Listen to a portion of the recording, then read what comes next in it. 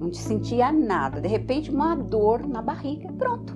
Foi detectado um tumor. Desesperada, liguei a rádio lá, não sei como, nem porquê, a rádio estava lá na Boa Nova e estava falando. O meu problema estava ali. Não pode de forma nenhuma a rádio, essa TV, Mundo Maior, terminar. De jeito nenhum. Temos Deus como pai e a doutrina como mãe.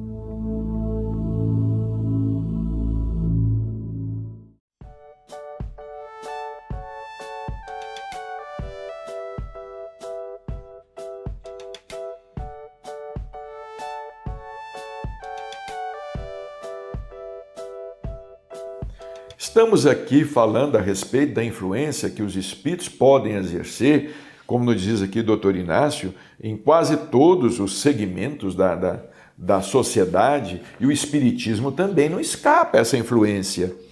Dr. Inácio diz aqui, outra afirmação importante de fracos, incapacitados de prosseguir além do túmulo, a caminho do céu que não souberam conquistar.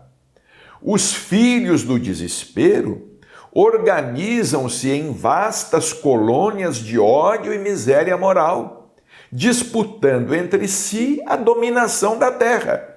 Olha aqui, está claro. O que é que esses espíritos desejam? A dominação da terra. Querem dominar, espalhar o mal. E como o mal se espalha às vezes com tanta facilidade, não é? Porque nós ainda temos uma inclinação muito grande para o mal. E às vezes não enfrentamos o mal. Temos medo, temos receio, não queremos nos expor. Não é? Está lá em O Livro dos Espíritos. Os bons são tímidos, os maus são ousados. Eu não digo que os bons sejam tímidos, eu acho que os bons são covardes. Porque os bons precisam ser mais firmes em suas posições, em suas ideias, em seus pensamentos, não importando se essas ideias venham contrariar. É claro que vai contrariar.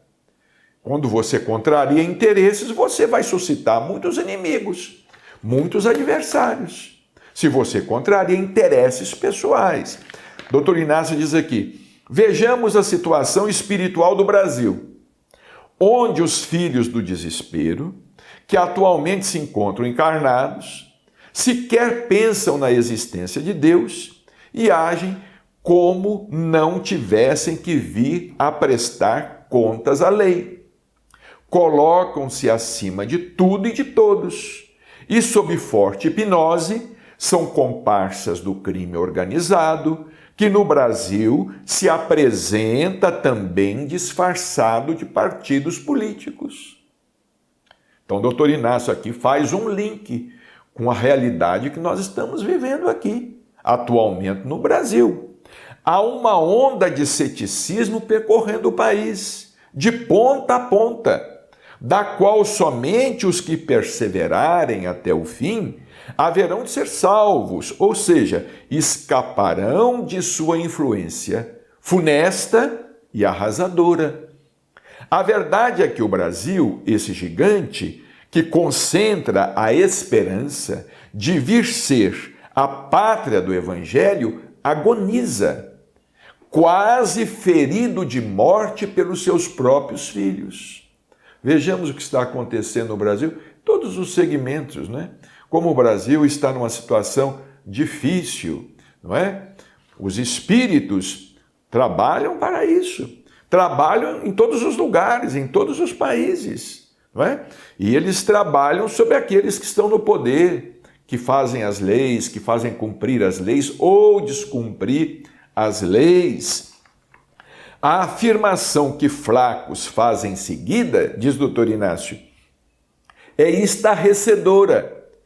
E anjos decaídos da ciência são inteligentes, buscam acima de tudo a perversão dos processos divinos que orientam a evolução planetária. Então querem ser mais do que Deus, querem ser deuses.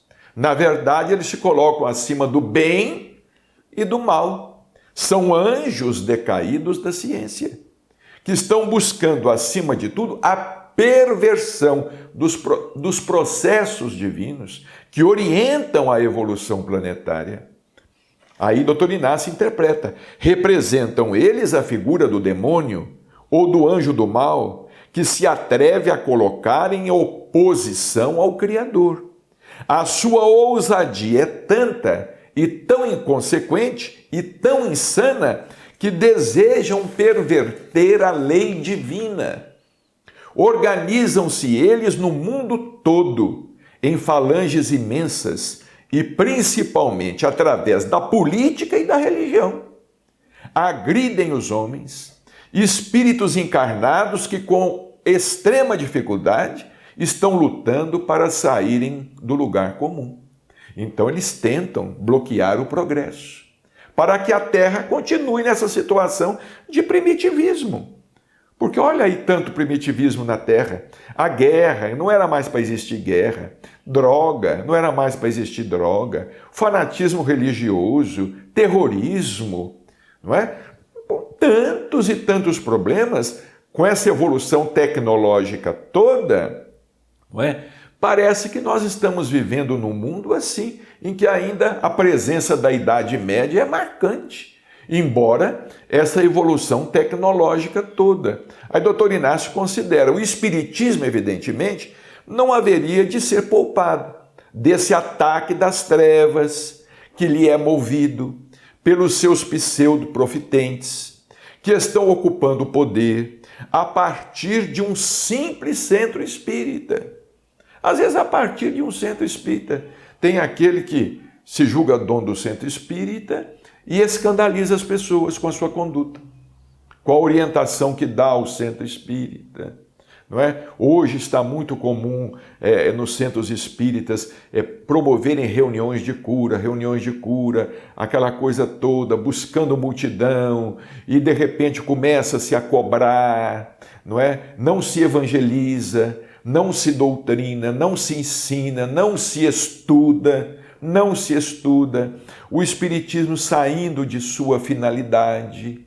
Dr. Inácio, ele diz aqui uma frase muito importante que nós gostaríamos de destacar no encerramento deste programa. Ele diz assim: o Espiritismo há de ser forte quando os homens se enfraquecerem em sua ânsia de poder. Quando nós, os espíritas, nos enfraquecermos em nossa ânsia de poder espírita, porque hoje tem um poder espírita, hein? Até isso existe. O poder espírita e o poder espírita são aqueles que se julgam donos do espiritismo e chefes do movimento. Um absurdo isso. O poder espírita. Dr. Inácio diz aqui: o espiritismo há de ser forte quando os homens se enfraquecerem em sua ânsia de poder. Então é muita coisa que nós temos que estudar. O nosso abraço a todos, muita paz e até o nosso próximo encontro, se Deus quiser. E se fosse possível conquistar novamente aqueles que se foram? Juntos nós podemos. Invista neste canal. Invista em um mundo melhor.